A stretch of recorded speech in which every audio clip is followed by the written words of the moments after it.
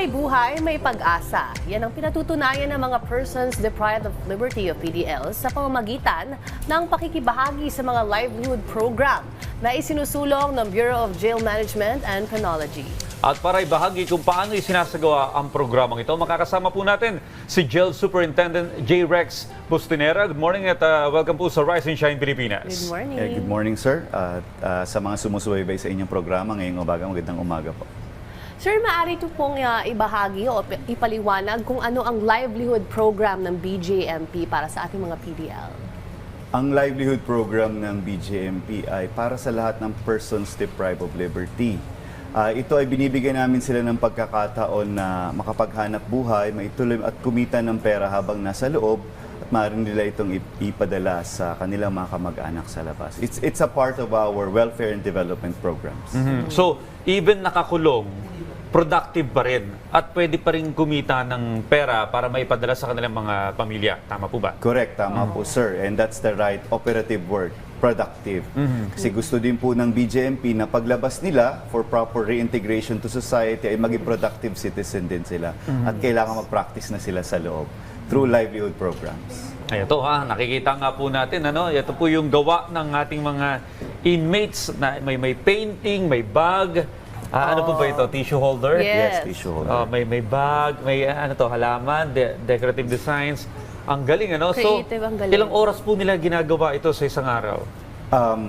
For as long as allowed sila sa labas ng selda, which is 23 hours a day, pwede silang nasa labas ng selda. Okay. So, ito po, for example, I would like to be specific. Yeah. Halimbawa po, gawa po ng Santa Maria, Bulacan Municipal Jail, Marilao Municipal Jail, Quezon City Jail, I see. female dormitory, mga female PDL natin, Okay. Cainta Municipal Jail, and other jail facilities.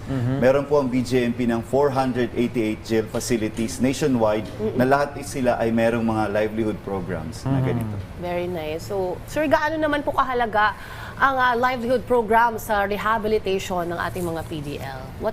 What are the other benefits?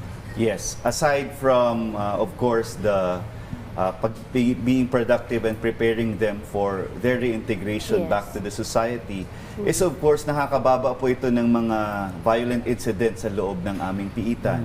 Kasi may pinagkakalibangan po Yun, ang abala aming mga sila. PDL. At wala na silang, kumbaga hindi po sila nabuburyong ang tinatawag namin Okay. dyan. At malaking contribution sa security aside from rehabilitation. And it Well- also helps them psychologically, emotionally. Siyempre, you're inside, diba?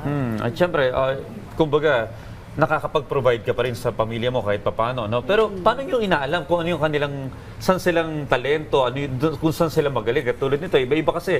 May bag making, meron pang painting, may iba-ibang klaseng talento, skills. These projects or programs, sir, are usually implemented kaakibat po ang mga partners ng bawat jail namin. And it depends kung ano ang community resources, kung sino-sino yung mga partners. Usually, katulad po nung One Town, One Product natin at kung anong available doon sa munisipyo na yon o sa bayan na yon ay ganun ang ginagawang livelihood program. Bukod din po dito sa mga handicraft ay may mga, for example, test the skills training sila. Nagagamit naman nila yun for livelihood outside and preparing them outside. Kasama na nun yung DepEd alternative learning system natin na makakagraduate sila ng high school habang nasa loob ng piitan or college kung kakayanin pa. So, ibig sabihin, habang nakakulong, may mga choices sila na pwedeng gawin. Tama po, hindi lang po ito. Kaya kung may choice sila kung ano yung una, anong available na livelihood product o livelihood program, anong programa sa edukasyon o skills development nila. At lahat po yan binibigay ng libre ng ating pamahalaan through BJMP. Kung hindi marunong, pero gustong matuto, Pagka may mga programa po tayo May bawat isa. workshops. Even for illiterate o yung Okay. no read no write may programa po tayong basic literacy May program lessons sa sila. kanila. so, tinuturuan din And As sila. much as workshops, possible, diba? we encourage them to avail of the programs habang nasa loob ng BGM. Oh, nice. Saan naman po ito mabibili? Nakapost po ito sa mga Facebook page ng aming BJMP facilities. Pwede po nilang i-search yung kung saang bayan sila o munisipyo. For example, Marilao Okay. Municipal Jail. May Facebook page po yun at naka-display po doon yung mga livelihood products at paano makabili nito. Pero meron na po ba kayong mga inmates na nakalaya na at na-witness ninyo na nabago yung kanilang buhay at nagamit nila yung mga skills na natutunan nila sa loob ng BJMP? Yes, nakita po namin yan. Actually, ongoing po kasi yung aming aftercare program. Ibig sabihin, after makalaya sila, tinitingnan namin yung paano naging effective ang referral namin sa iba-ibang ahensya ng pamahalaan o business sector. Meron po kaming mga graduates na employed through yung mga nagtapos sa welding and mga skills sa TESDA. And may mga nakapag-aral. Meron nga rin po kaming former PDL na BJMP na ngayon. Okay. At nakapagtapos ng pag-aaral at na pinapasok namin sa BJMP. Wow. Wow, Okay. galing, ano? Pero may kasama si Sir, sila Ma'am Domingo, and Yes, pamarin I'd niyo like pong to pakilala. recognize Inspector Parocha and JO3 Domingo. They are personnel of our Welfare and Development Directorate. May nakafocus kaming opisina o departamento para sa welfare and development of persons deprived of liberty. Sila po yun. Ayan, wala tayong idea, no? Tayong mga, ang publiko, yung nangyayari talaga sa BJMP. Ganun pala sila ka-busy, Oo. di ba? Ang daming activities. So parang knowing this information, nakaka-inspire din sa mga tao, yung mga nasa bahay lang, di ba?